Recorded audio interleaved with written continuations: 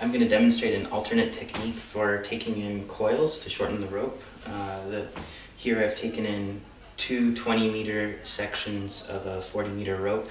The outer section I've done in what is a more traditional way, and the intersection I've done in the alternate way. I will show you here the disadvantage of the normal approach, as I see it, is you have to take off each of these coils individually so that they don't turn into knot balls by just taking off all of them all at once and throwing it down on the ground.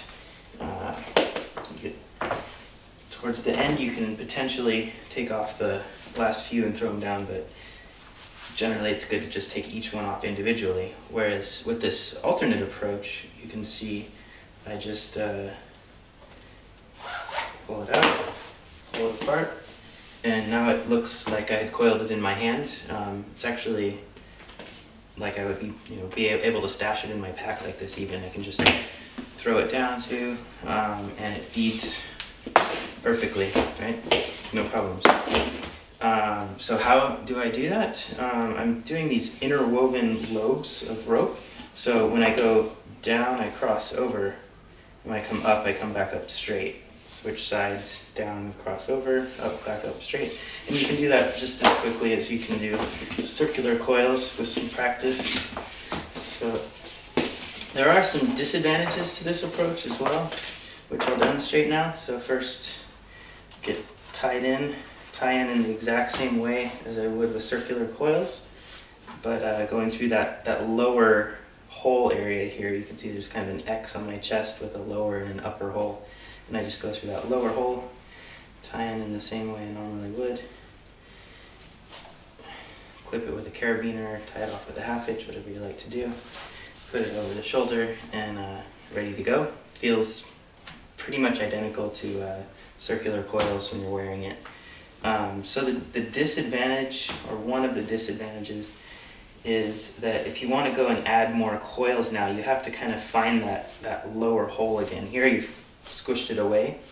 You just follow the tie-in knot there, and you can pull it apart, put your hand through, and get started again. Maybe with gloves on, it's going to be a little bit more awkward to do than circular coils where you don't have to bother with that, but it still works, you can see.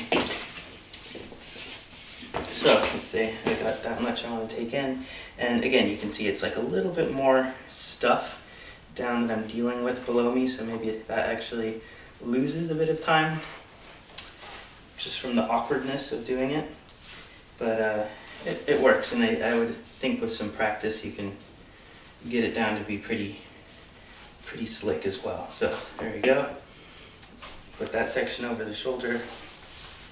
No problem. So the other disadvantage of it is very related. So let me get rid of that coil that I just put on.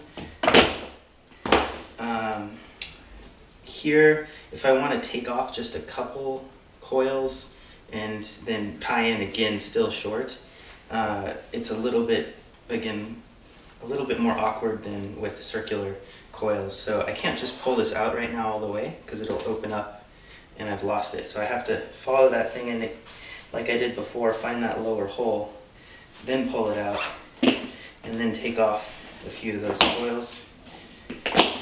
Okay, let's say that's good, and then tie in again. So again, not terrible, but just a little bit something you have to practice, and maybe a bit more awkward than the circular coils. So yeah, it's something you can experiment with and see how you like it.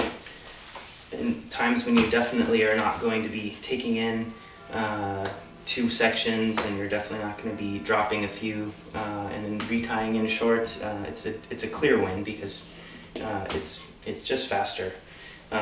In those times when you have to kind of play around, you got gloves on, yeah, maybe you want to think about going back to the traditional circular coils.